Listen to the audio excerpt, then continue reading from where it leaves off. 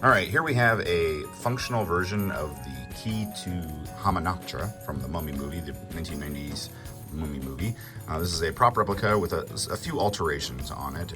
It is a resin print. It is based on the prop. It is a proper 3 inches across, which will work with the Book of the Dead.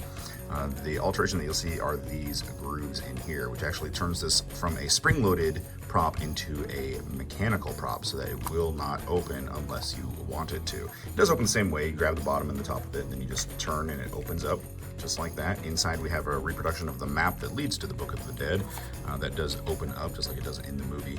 Theirs isn't tied. I tie mine so that it doesn't get all over the place and whatnot, but it does actually turn upside down.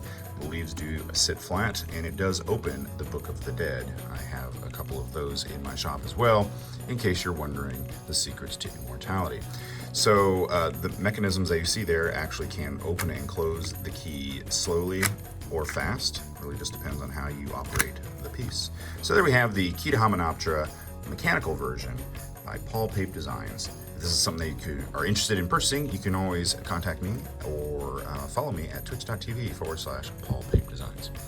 Remember to work smarter and not harder. We'll see you next time.